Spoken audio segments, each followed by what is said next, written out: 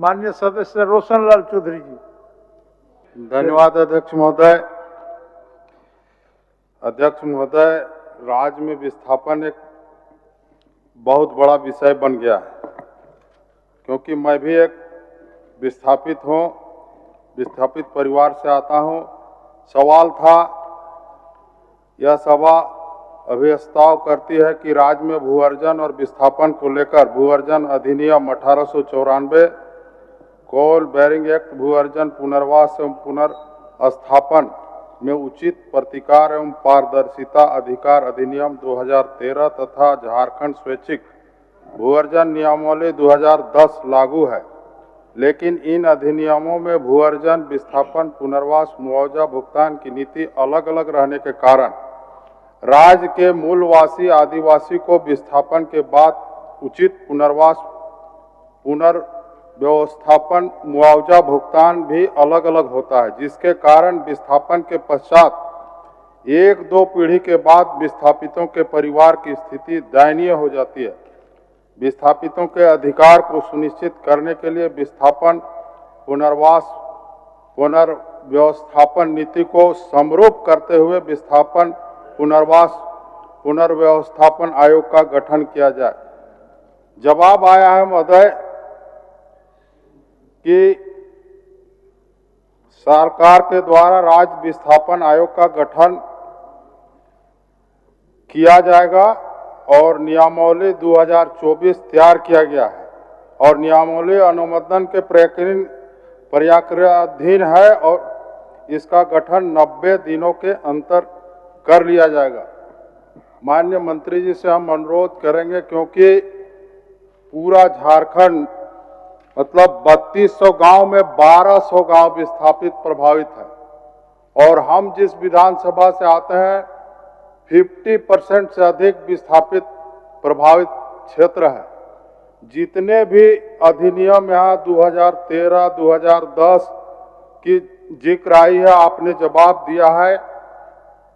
सरकारी पदाधिकारी चाहे राज्य के हो या केंद्र सरकार के एनटीपीसी के, किसी भी नियम का पालन नहीं होता है। पालन कैसे हो, सरकार इसको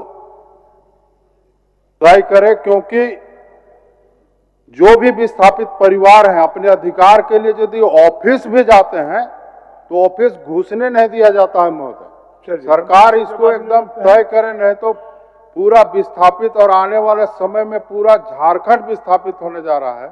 इसलिए एक नीति तो बनना ही चाहिए, विस्थापन नीति, और ठोस नीति बनना चाहिए ताकि झारखंडियों को, विस्थापितों को अधिक से अधिक अधिकार मिल सके। माननीय मंत्री जी।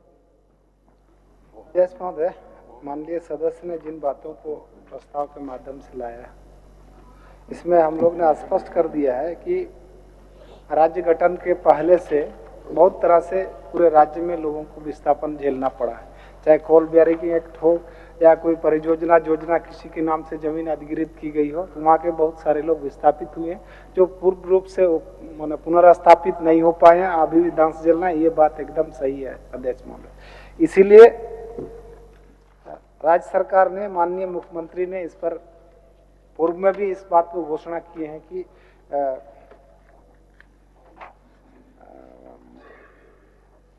विस्थापन एवं पुनर्वास आयोग गठित करने का उन्होंने पूर्व में भी घोषणा किए हैं और इसको दिनांक 8/7/2024 की मंत्रिपरिषद की बैठक में अन्य में इस प्रस्ताव को पारित किया गया है और नियमावली बन के तैयार है। अध्यक्ष महोदय, हम लोग 90 दिन के अंदर में इस नियमावली को ये करके मंत्रिपरिषद से स्वीकृति करके आयोग गठन का मार्ग को प्रस्तुत करेंगे। इसलिए आश्वस्त करते हैं माननीय सदस्य अभिस्ताव को वापस। सुंदर जवाब है, 90 दिन के अंदर आ जाएगा।